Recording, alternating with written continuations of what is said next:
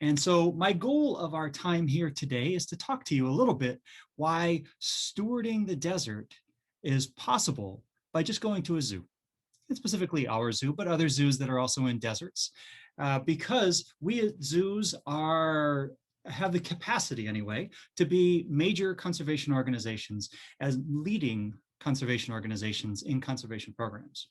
I'm going to tell you two stories today about two species that are found in the Coachella Valley that we at the Living Desert, along with our legions of collaborators, are working to conserve and advocate for.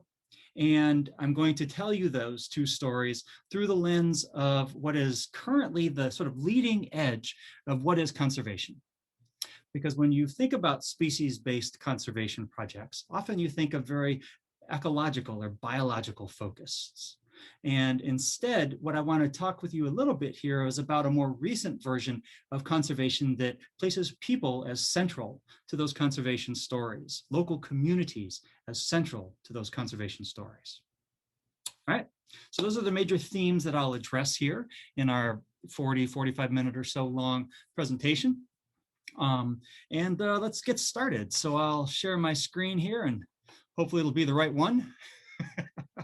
It's always a crapshoot when you're doing these kinds of things. So I want to talk a little bit about stewarding the desert and why going to a zoo supports the conservation of Coachella Valley desert species.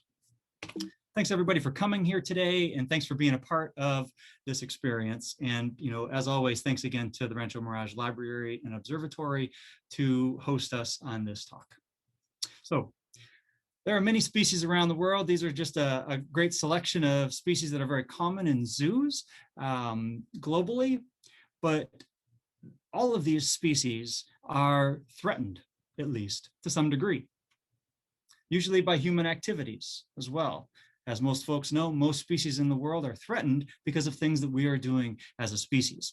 So because we are the problem, we can also be the solution. We can be good stewards, right? And as a side note, in zoos, we usually really strongly emphasize vertebrates, right? Those mammals that I showed on that last page. There were a couple reptiles and a bird as well, but the majority of biodiversity is not vertebrate biodiversity. And so I'm going to be presenting two things that are vertebrate biodiversity conservation projects, but I want us to keep in mind, I am an entomologist, and so I want us to keep in mind about the overwhelming biodiversity of invertebrates. So here's a little side note. There are about 1.6 million species that have been named in science.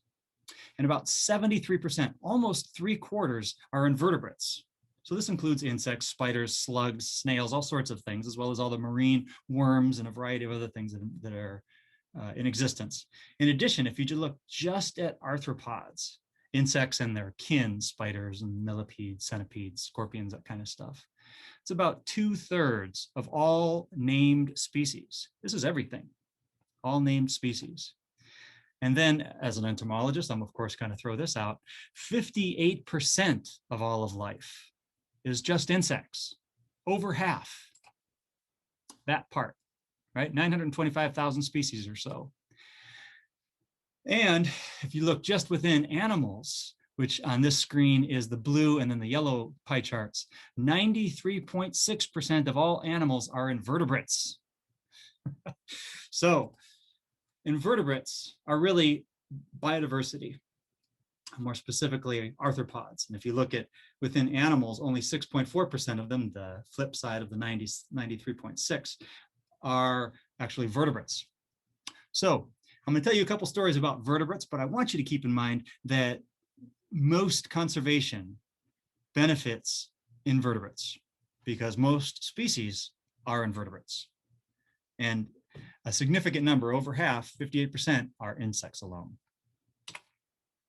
So when we talk about stewarding nature, we talk about this verse from the Bible, from Genesis. They shall rule the fish of the sea. This is, of course, referencing humans, the birds of the sky, the cattle, the whole earth, and all the creeping things that creep on the earth. Those are my insects. This is from Genesis chapter 1, verse 26. So there are a lot of interpretations of this, right? Rule. and have dominion over. But really, you know, a divine commandment is not going to tell you to take care of a creation that in any way other than being a good ruler, a good steward, a shepherd of the planet, right? Across the bottom, we have a couple great quotes that you can read at your leisure from a past pope, from some beautiful ideas about creation care, which is very common among evangelicals. This version of Genesis is from the Torah, the Jewish Bible. It's a great quote on the bottom right from Kofi Annan, the former head of the UN. So we need to be good rulers with our tremendous biodiversity that exists around us. And in deserts, as we'll get to, we are particularly loaded with biodiversity. But unfortunately, we are not doing such a great job at that. We are not the good shepherd, right? 1 in 4 species are at risk of extinction, according to the International Union for the Conservation of Nature Red List, which is the organization that goes through and evaluates different species. So you can see huge percentages of each of the species that have been named and evaluated by specialists like myself and my colleagues are at risk of extinction.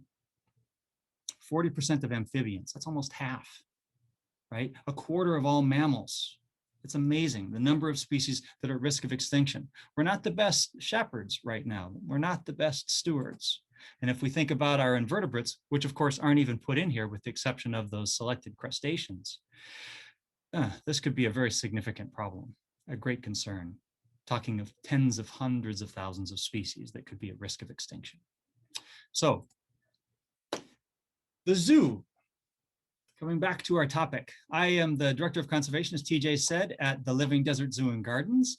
And we are based here in Palm Desert, California, in beautiful Southern California. This is our entry plaza, nice way to come in. Our goal is to not only help people realize the truth in our name, which is that the desert is alive and rich with species, but also to create these wonderful connections, these natural connections between people and wildlife and wild spaces and plants. And by wildlife, usually I'm talking about plants as well, right? We want people to go out and connect with nature so that they will be an agent of conservation, right? An agent of conservation. That's what we want every person who comes through our gates to leave being more of an advocate for, conserving species. And actually, we're not alone in this. There are over 225 zoos and aquariums across North America, Canada, the US, and Mexico that are a member of the Association of Zoos and Aquariums. And this in the, I guess that'd be salmon color, are a series of numbers that summarize the amount of investment that zoos and aquariums do around the world. Most significantly, $231 million are spent by zoos and aquariums in North America alone on field conservation projects. 231 million. That's a rather significant amount of money. And we at the Living Desert are in the top 20% of all zoos in terms of the amount of revenue that we spend from our total budget on field conservation projects to benefit species, to benefit wildlife, to benefit plants and ecosystems in which those animals and plants live. So we work in a lot of places collectively. Here at the Living Desert, we work at 10 places, 10 countries around the world. Particularly for the purposes of our chat here, we're going to focus on the United States and in particular, the Coachella Valley in Southern California. So this is a map of the United States, of course, everywhere but Alaska, which I guess was too big to fit on this graph. So this is from the Nature Conservancy, and they've gone through and have done estimates around the country as to where biodiversity is the greatest. More red is richer biodiversity, less red into the yellows, greens, blues, purples, and then whatever that base color is, a gray, is less biodiverse. So if you look at where we are here in Southern California, we are a very high peak of biodiversity. This is the Coachella Valley at the end of that arrow. And that peak in the Coachella Valley is not the peaks around us, although it is partly due to those peaks, right? We are so biologically diverse and so rich, even though being a desert, right? We have a very living desert that is full of species, replete with species. In fact, it's one of the highest epicenters of biodiversity in North America. And part of it, like I said, is because of the great peaks that we have around us, San Jacinto, San Gorgonio, and Mount Toro as part of the Santa Rosa Mountains behind us. So we go up to over 11,000 feet and out to the Salton Sea to the east of us, where our watershed ends up and flows into, is 230 some feet below sea level. So we go from over 11,000 feet to 230 feet below, more or less, sea level. That's a massive difference. And so as a consequence, we in the Coachella Valley are blessed with a wonderful amount of biodiversity. Not just desert, it also, of course, goes up to montane and coniferous forest and high altitude, even tundra if you go up to Mount San Gorgonio. So we are a biologically diverse hotspot here in the Coachella Valley. And at the Living Desert, much of our focus is on species that are found in the Coachella Valley, but we do work in, as I said earlier, 10 countries around the world with over 60 project partners. And we have over 40 projects in which we are at least, if not the lead, a major collaborator and part of. So we're going to focus on North America here, and I'm going to throw up a bunch of species that are focal points. I'm going to tell you quick stories about a couple of those, and then I'll tell you intensive stories about 2 of them, and then we'll go over to Africa and talk a little bit about that. So here are the 6 species that we really focus on here at the Living Desert. The top center is, of course, the desert tortoise. We'll talk at length about those, so I won't do any more here. Western pond turtle, we are involved with tracking, and hopefully very soon we'll be involved in a breeding program to help to retain and restore the only desert population of turtles, of western pond turtles that exist in North America, which is just north of us up in Afton Canyon, in the Mojave National Preserve, just west of the Mojave National Preserve. So we do that. And we do that with a lot of partners, and many of the partners I'll have on a slide in a moment. Below that, that mammal calling out is, of course, a pronghorn, for those of you who know pronghorn. Some people call these antelope, but they're actually not antelope. They are most closely related to giraffe, if you can believe that. Giraffe and okapi, if you know what an okapi is. So pronghorn, we have 2 species that used to be found in Southern California. The peninsular pronghorn that exists and goes down the peninsula of Baja, ends up here. This was the northernmost range of the peninsular pronghorn. And then on the east side of the Salton Sea and the Chocolate Mountains down into Arizona, southwestern Arizona, down into Sonora, is the Sonoran pronghorn. So we were the only place in the world where these 2 species came together around the north end of the Salton Sea. And unfortunately, these have not existed in Southern California in about 80 years or more. It's a very long time to lose these iconic species. Pronghorns move so fast that people think they're almost ghost-like, so people call them sometimes the desert ghosts. We're working with a lot of partners across Southern California and Arizona and Mexico to bring back these 2 species to Southern California. And that is one that I'm particularly passionate about. All of these species, of course, I'm passionate about, but pronghorn are what people say, I have no favorite child. This is my favorite child. That's not my favorite child. So we work with pronghorn. Below the pronghorn are 2 fish, the desert pupfish, which I'll talk about in length in a moment. To the left of that is a beetle. They're not normally numbered 18, and they don't have that red spot on them, but they are a beautiful beetle. This is a male, and they're called Casey's June beetle.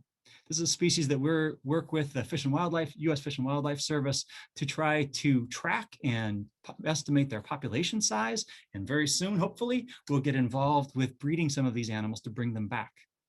Because Casey's June beetle is found in only 1 city in the entire world, and that city is Palm Springs, excuse me. At present, it used to be found across the valley, including Palm Desert, but at present it is found only in Palm Springs and only in 1 watershed in Palm Springs, 1 water course, which is the Palm Canyon Wash.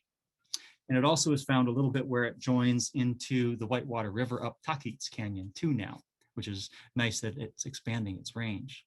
But this is a critically endangered species. It's found in about 3 miles long of a watershed, one watershed in one city, in one state. So this needs some help. It's a beautiful animal. It's Palm Springs' own. It's the Coachella Valley's own. It's only found here. This is an animal to rally behind. And of course, down in the bottom is the vaquita, which is a cetacean, a marine mammal, porpoise, that is found in the upper Gulf of Mexico. The upper Gulf of California in Mexico.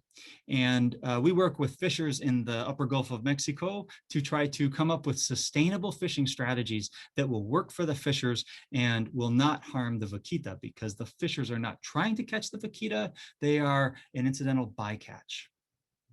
So this is just a quick tour through some of the other species that we work with in North America. There are more, but these are the ones that I want to focus on and kind of give a quick introduction to. In Africa, we also work in Southern and Eastern Africa to engage with a bunch of different conservation projects and conservation partners that work with communities in particular. And I'm going to be talking, as I said earlier, about community-based conservation and engaging local communities in this care. So this is a selection of species.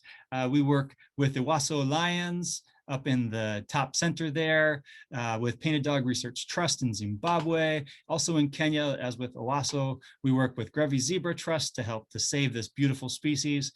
We work in Botswana, Kenya, and Namibia to help cheetahs, because cheetahs populations are dwindling dramatically, again, working with communities, especially ranchers. In Tanzania, we work with Wild Nature Institute to try to save Africa's giants, in particular the giraffe, but also elephants and rhinos in those areas. And then in the bottom, we work with the Black Mamba's anti-poaching unit in South Africa, an all-women's anti-poaching unit. An awesome story there that's worthy of a whole separate talk, part of which I gave here at the Rancho Mirage Library a little bit ago. But they are so effective that they have reduced rhino poaching in the areas that they work by 75% and have reduced total poaching of all other animals by over 80%. Amazingly effective group of people, of women. All of these in Africa are community-based projects. First and foremost. In North America, it's a mixture of the biology and community-based. So we work in a lot of places and with a lot of people and doing really awesome stuff with really beautiful animals with lovely people too. But we're not alone. As I said, zoos can be major conservation partners, and we feel like we really are. We strive very hard. So to understand a little bit where I'm coming from and where we are coming from as an organization, I want to present a real quick history of conservation. Historically, before 1980 or so, conservation was really focused on just saving areas, cordoning off areas, not allowing people into those areas, and saving nature for itself. Right? This is where the national parks idea came out, a lot of preserves across the rest of the world where they've come out. It's a valuable idea. Each of these 4 categories of ideas are very valuable, and the scientific underpinning that is used to support these ideas and design them. But that by itself, nature for itself, creating protected areas, we found is not as effective as having other options as well. So in the 80s and 90s, when I was in grad school and started my professional career, we got into this idea of addressing the threats that species face. So extinction threats, habitat loss, pollution, overexploitation, a lot of conservation biology, again, similar to nature for itself. Population biology being a major focus, natural resource management, control of invasive species, which is just applied population biology, really. And then in the early 2000s, only a decade or two ago, we started to think about, well, maybe we can place value on land so that communities will get payments for it, and they will want to conserve the area because they get a financial benefit from it, right? This is called ecosystem services. And this focuses very much on ecosystem functions, and especially environmental economics is the scientific underpinning behind it. Right? This has not had quite the traction that we would have liked. Carbon crediting is one great example of this that has been pretty effective. But there are many other opportunities within the nature for people with the ecosystem services approach is a key idea. One that I'm particularly passionate of and have kind of committed my own professional career in the last 10, 15 years is the idea of the frame being people and nature together, that people and nature both must benefit for a conservation project to be successful. Right? So these are focused very much on local resilience and adaptability of people and socioeconomic systems and nature. This is dealing with climate change. This is working with dealing with all the changes that are happening in our communities because of those climate change. And the scientific underpinning behind a lot of what we do under this people and nature frame that has only started about a decade ago, really, is social sciences, and how social sciences can inform and improve ecological or biological sciences. So here's a quick thumbnail sketch about what the history of conservation has been. And what we focus on here at the Living Desert in particular, we do all of these. We have a preserve on grounds that we manage and care for. We deal with invasive species. We talk about and explore the value of restoring ecosystems, as I'll talk a little bit about in Salt Creek, by removing an invasive species to help retain the water in that creek. But particularly prime in our work is this framework of trying to engage local communities so that they benefit by the conservation projects, right? So this last one, this will be a key part, particularly when I talk about the first of our two stories, because communities really matter for conservation. One great example for this is this workshop series that I have been doing over the last 3 years. It's been now, starting in India. I've done it now, week-long projects in 4 countries in Africa and several places around the US with people from around the world. And the purpose of these workshops, which I call Building Community Conservation Success, is to try to take biologists like Chugu here in the blue in Tanzania, and train them how to do and how to design and implement basic community surveys, how to engage the community to find out what they think about the conservation project that's being done. So take conservation biologists, teach them the basics of social science, how to define a question, how to design a survey, as well as some other ways to collect social science data, how to plan to implement that, how to manage the data that comes from it, and how to do some beginnings of interpretation. And for all of these, we provide a backup. We support them. We at the Living Desert, as well as a series of collaborators of mine across the Association of Zoos and Aquariums, for organizations that are particularly forward-thinking in this, in Africa, we support their work. So thus far, just as a quick summary, this is a little bit of a brag screen. We've had people in person for the week-long, at least, workshops from 9 different countries, 126 individuals, 33 organizations from many of the countries on the map here. And we have also done a bunch of one-day workshops, or I have done a whole bunch of one-day workshops across North America, engaging another 148 people from 24 countries. And in the last year, we did and started an online version of these workshops that can be done through a combination of YouTube and a Facebook group. My colleague here at the Living Desert, Alex Ocañas, and I put together these series of videos that is basically a semester-long graduate class in the beginnings of social science research. So we had 82 people from Botswana participate in the first one. We've got interest from South Africa and Namibia to do the next ones. So we'll see how things work out. But we'll be doing more of these online until we can all get out and start interacting with people in person again. In total, that means that we have engaged 356 people from 29 countries in trying to build the social science skills so that people really can put communities as central to the conservation of the species and ecosystems in which they're working. It's something we're particularly proud of here. However, the stories that we're going to tell today are much closer to home, in the Coachella Valley. And they're going to have examples of those social science workshops or the social science research that we've been talking about, particularly with the desert tortoise and also with the desert pupfish. So as we say, the desert is alive, here's two examples of species that have desert right in their name. So we'll go through the desert tortoise first.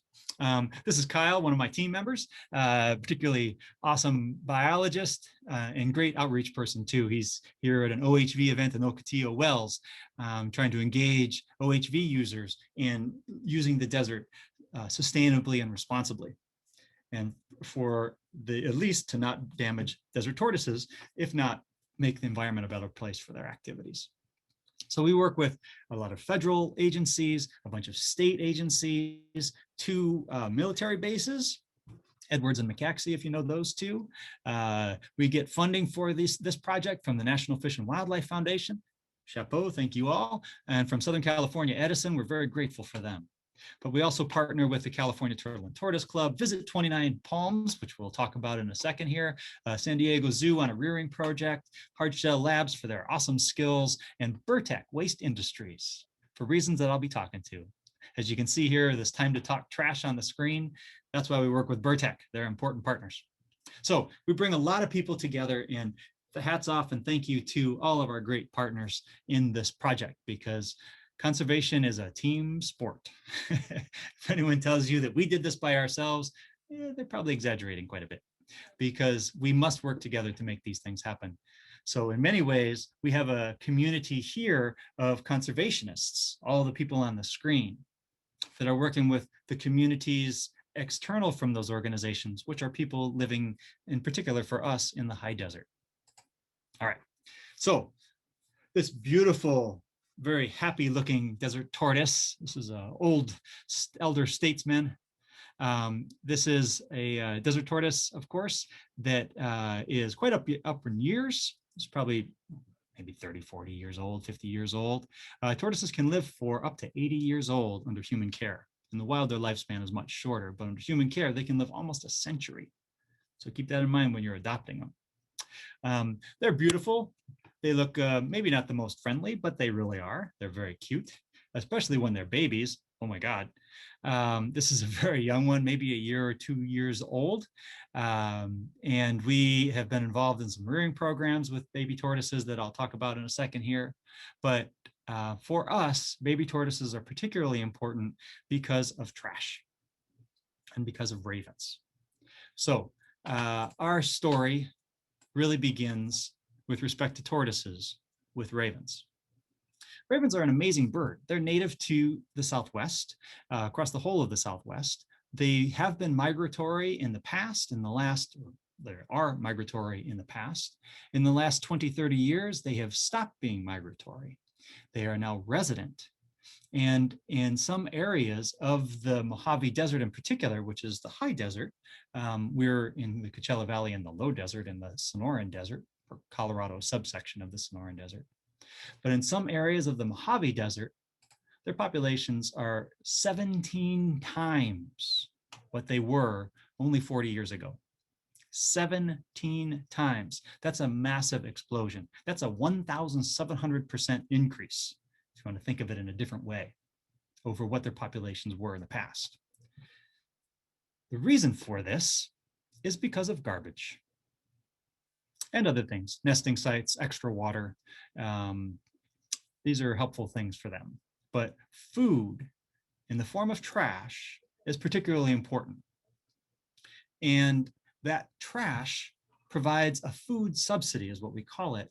There's also water subsidies from runoff from our lawns if we don't irrigate appropriately, and nesting structure subsidies in the form of power poles, and shade structure subsidies in the form of buildings. But food is really the major limiting factor for these birds. They're very resourceful and they're very smart. There was a study that was done, came out recently, like a month ago in Science magazine, that said they're about as smart as a 4 or 5-year-old human. It's a pretty smart bird. So they'll solve problems and they'll get to our trash if we give them an opening. And by getting to that trash, they eat it, they feed it to their babies have a greater survivability rate, their population explodes, so that in parts of the Mojave, 17 times what it should be. And they're not migratory anymore, so they're a year-round presence. that by itself is not so bad. Ravens are awesome birds. They're beautiful. They're really interesting. They're fun to kind of interact with. They will not shy away from you. But because they are so smart and their populations are growing so much, they won't just feed on trash. They'll feed on anything they find. So they'll feed on nesting birds. They'll feed on lizards. They'll feed on baby tortoises.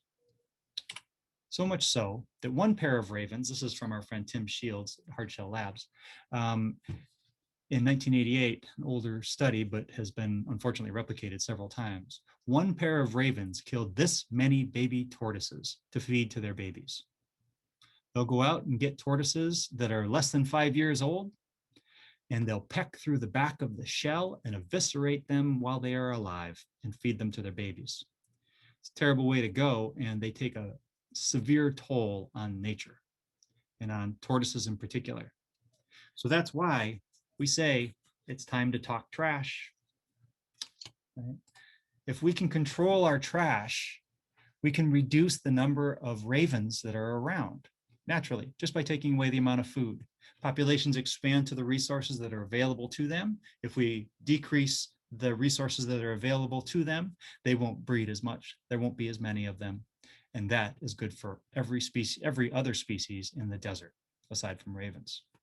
So we have these time to talk trash bumper stickers, and the cheering tortoise, we'll call the bottom one, that encourages people to cover their trash as part of our Healthy Desert Education project. We engage with many people, and I'll briefly go through some of those projects here in a moment, but go to coveryourtrash.org, check it out. There's lots of calls to action in there. I'll provide a couple of them as we go along, but tortoises need our help. And they need that help by ensuring that ravens don't have access to our trash. So how do we at the Living Desert engage our communities to make them agents of conservation so that they can help reduce the raven threat to tortoises as well as other species? So as I showed this slide a second ago, dumpsters seem like a pretty logical one. They're huge amounts of food, especially dumpsters that are close to restaurants, whose sole purpose is to make that food and then dispose of the parts that are left behind. So we have been going to the high desert, to Yucca Valley, Joshua Tree, and 29 Palms. This is Kenzie, who is out recently doing a intervention with restaurants. We'll go out and we look at their dumpsters. We go out there 5 times in separate days, different weeks, to assess whether the dumpsters are closed completely or open, allowing access to ravens. It could be just a jar if it's overfilled, or completely open. Same thing, because from a raven's perspective, both are bonanzas. So Kenzie's been going around Joshua Tree. Kyle, who I showed earlier, did the similar thing with going to the restaurant, surveying the dumpsters at the front end of the project. And then after the baseline data are collected, how many of 5 times did each of the restaurants cover their trash or have their dumpster covered? Then we go back and we do 2 interventions with each of the restaurants. And we tell them about baby tortoises and why we want to be able to conserve them, the impacts of ravens on tortoises as well as everything else, the health code violations that would possibly be available, inflicted upon them if they don't cover it, because that's also another reason, of course. And then, of course, just the general aesthetics of trying to keep the high desert pretty. These cities, for those of you who may not know, are on the north side of the Joshua Tree National Park, which is one of the main entries into the park. So afterwards, jump the story. Afterwards, we go back to those same restaurants and assess 5 times again if they've covered their dumpsters. Any restaurant that has covered their dumpster 8 or more times in total, or 4 or more times for those that maybe didn't enough before, will get an award. They're a gold star restaurant because they have either already done the work of always covering their dumpster, or they have learned from us that they should do the work and cover their dumpster and keep the ravens from getting into their trash. So we give them these gold star awards, and this has been actually a great award, a great carrot as opposed to stick with these restaurants to get them to cover their dumpsters. In the study that we did that started this project, we found that restaurants were 13% more likely to cover their dumpsters because of our intervention. which equates to about 45 extra days a year that those restaurants will have covered their dumpsters. So here are 3 of the restaurants across the high desert: Yucca Valley, Joshua Tree, and 29 Palms, going from west to east. Each of them have it in their window. You can see it here, here, and here. And this woman at Bamboo Garden is actually holding our table topper, which I have here. Has the story on both sides. And this is a way for them to not only crow about their accomplishment, so to speak, but they also are able to tell the public that they care about the environment. And there's benefits to those restaurants as a consequence of that, especially for the high desert and all of the people who are going to Joshua Tree and who are passionate about the environment because they're going to Joshua Tree, right? So I'd like to point out Roadrunner Grab and Go in particular, because it was a really interesting story here. They posted this post to their Instagram page and immediately had the greatest number of likes to that post and their verbiage to that post of any post that they had. And they are very active on social media.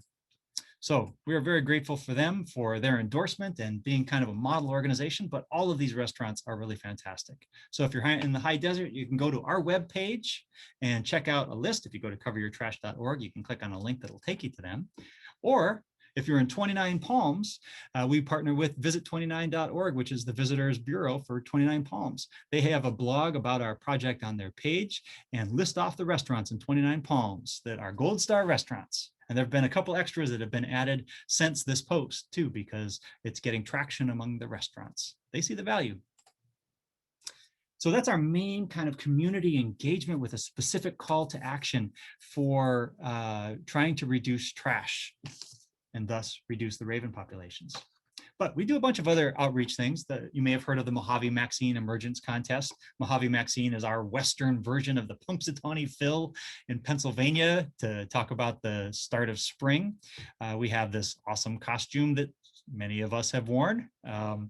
I won't say who's in there, but you may be looking at them. And we talk about with kids about this emergence contest. Guess the date that the desert tortoise, Mojave Maxine, comes out of its version of hibernation, which is called brumation for these tortoises. We also, as I showed earlier, engage with OHV communities. We grow native plants for people to plant to benefit desert tortoises in their range. We had a really wonderful creative effort where we created during COVID, trying to figure out how to reach out to people when no one was going out in a safe way, to a drive-in out in Palm Springs that allowed us to not only go around beforehand with tortoises and buckets and show people tortoises, tell them the story, but we also then gave a talk to them over the radio in which people were listening to the video, showed a video of a tortoise in peril, which is a video that we were a part of creating. And then also we showed the movie The Birds, about a small California coastal town that's overwhelmed by ravenous black birds, which is really kind of how desert tortoises live every day. So that was a fun one. We've done that a couple times and are grateful to our collaborators over there. Also, this last October during Tortoise Week, Desert Tortoise Week, we hosted a panel in conjunction with Fish and Wildlife Service and several other folks, BLM, who were a part of this process too. And then last, we work a lot with our OHV communities to talk about how to recreate responsibly in the desert. We have this awesome sticker that you see on the screen there that we also have lots of, encouraging people to go out and enjoy the desert in a responsible way and to dispose of their trash correctly when they're out there. And also, of course, to pick up trash that they see en route. So these are a bunch of ways that we do outreach stuff that really engages our communities. But we also do a bunch of biology too. We rear tortoises. This is Sarah Greeley, who is one of our conservation biologists here. And Sarah was our lead in incubating a bunch of desert tortoise eggs recently. And we had over 25 tortoises that came out successfully. These are the very beginnings. These are about the size of a ping pong ball. This is one that's been out for a month or two, grown quite a bit. And this is what a desert tortoise hatching facility looks like, and then rearing facility in the black tubs, hatching in the things on the back, and then in the tubs rearing. In addition, we try to work with the community to not release pet tortoises into the wild. This is an important thing for everyone to be able to participate in. if people release pet tortoises into the wild, they will in fact possibly introduce a disease that most pet tortoises have, which is called upper respiratory tract disease, into the wild, and therefore possibly infect and lead to a killing of many species, many individuals of desert tortoises that are free living in wild. So please don't release your pet tortoises that you can't keep anymore for whatever reason, you're moving or whatnot. If you do have to rehome your tortoise, or if you're interested in adopting one, you can go to the California Turtle and Tortoise Club at tortoise.org. We receive the tortoises that people need to rehome, and we work with CTTC to rehome them. So if you're interested in adopting a couple tortoises, remember tortoises live for a very long time, so it's a commitment, but they are well worth the time. Go to tortoise.org, search for our chapter down here in the low desert, and help save some tortoises. In general, our goal then is to engage the public to care for tortoises and their habitat in as many ways as we can. Time to talk trash being our main one, but also all the biology. So this is, the desert tortoise is really a nice combination of both the biology and the social sciences working together, right? This is a nice introduction to some of what we do with desert tortoises and how we really need to be able to engage in community-based conservation to really make things happen. So next story that I want to tell you rather quickly here is about the desert pupfish, which is an amazing species that is found in the wild in naturally occurring populations only around the Salton Sea, in 2 watersheds of the Salton Sea. And for this project, we work with all these folks on the screen here, particular California Fish and Wildlife, BLM, U.S. Fish and Wildlife Service. We receive funding from the Coachella Valley Mountains Conservancy. Chapeau to them, thank you for your support. And also from the great state of California, because California gives the money to Coachella Valley Mountains Conservancy, and then they oversee the distribution and awarding of these awards. We work with a bunch of really awesome organizations that have helped out in the development and implementation of these projects. So desert pupfish is a species that we have worked with a lot in the last few years, but has deep roots at the living desert. This beautiful little animal, that's the male in the back in blue and the female in the front. We have been a part of almost since our beginning. Starting in 1972, we had a refuge population here on ground where there was a pond that was dedicated just to desert pupfish for them to be able to breed. Because like I said, most of the places where the desert pupfish has existed in Southern California and Arizona have either dried up or the water flow has changed or there's invasive species there. The habitats are no longer viable. So there are only 2 rivers, both on the banks of the Salton Sea. This is the Salton Sea. And up here is Palm Desert and Palm Springs, just to orient you. This is the Coachella Valley, and then we get down into Imperial Valley down here. Those 2 rivers are only found up or down here in San Felipe and up here in Salt Creek. And some of the ones from Salt Creek have come up to the northern end of the Salton Sea and have established populations there in outflows from agricultural areas. So this is a secondary set of populations in yellow, but the primary populations, naturally occurring ones, are in Salt Creek and San Felipe Creek. So what we've been interested in and involved in are 2 main projects. One is trying to build up and restore our role as a refuge population or refuge location for desert tortoises. This was a pond on our grounds called the Sonoran Pond. Some of you who have been here a lot are familiar with this. And the Sonoran Pond, I'm having some lighting technical difficulties here, is an area that has been overgrown by weeds, by cattails in particular, and by rushes and reeds and a bunch of things. And it's filled up the pond until late 2019, when we received some money to be able to restore this pond. This was of next to no value for desert pupfish. And in fact, when Sharon, our collaborator from California Department of Fish and Wildlife, actually came by to survey them, she found only 50 pupfish in a pond that should be housing tens of thousands. 50. So we had to go through and remove all of these cattails.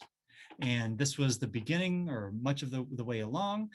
We took out all the cattails and then dredged all this area. This is an intermediate spot that was subsequently dredged after we had cut the reeds out. And then we went through, cleaned the ground, sealed all of the cracks in the cement so as to not waste water, and refilled it. And this is what the Sonoran Pond looks like today. It's a much improved area. We have fish in here. Sharon had brought about 500 fish in here that were originally from San Felipe Creek. And this pond is soon going to have upwards of 10,000 fish living in it.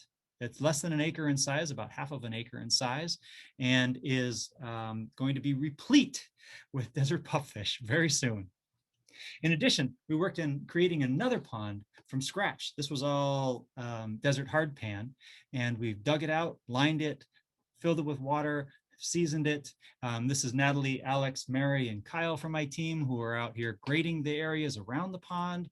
And that now has several thousand species of, or several thousand individuals of desert pupfish in it as well. We also have a third pond here on grounds in front of the building that I'm in that's quite a bit smaller, that'll have a little less than 1,000 in it. Each of these three ponds have different sources of fish. We have one from Salt Creek. We have one pond that's full of San Felipe Creek fish, and we have one from the north shore of the Salton Sea. So we're covering our bases here. If those natural areas dry up or vanish, we can restore those populations with our refuge ponds. And again, thanks to the Coachella Valley Mountains Conservancy for making this possible. In addition, here we are again at the Salton Sea, the North Shore, the San Felipe Creek, but in particular up here, I want to tell a story about the Salt Creek, because we want to try to prevent that drying up of that naturally occurring creek, Salt Creek, for the benefit of desert pupfish. And as I said at the outset here, these two, Salt Creek and San Felipe Creek, are the last two naturally occurring populations of desert pupfish in the world, the whole world. So Salt Creek deserves special attention because it is a particularly well-functioning creek for most of the year. However, it does have this problem of being covered almost the entire length of it with tamarisk.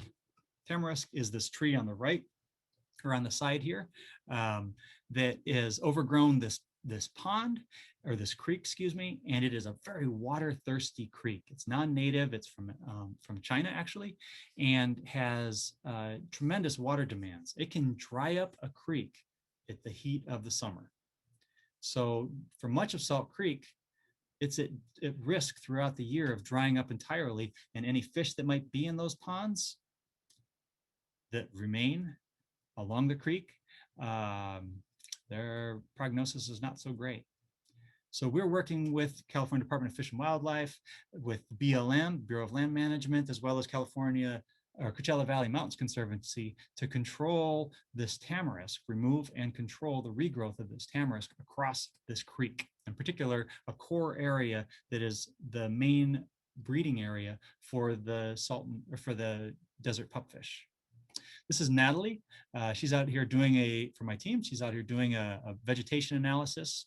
We not only remove the tamarisk, but we also collect seeds from native plants that we will then replant so as to suppress the regrowth of the tamarisk in that area. This is a very arduous process.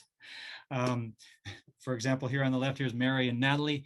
Mary has a chainsaw in her hand that you can just see peeking out here, and she's cutting through the tamarisk. We're pulling it out, and then Natalie will apply the herbicide to the cut stump so that the tamarisk won't regrow as fast. And we'll come back and do the same thing again next year.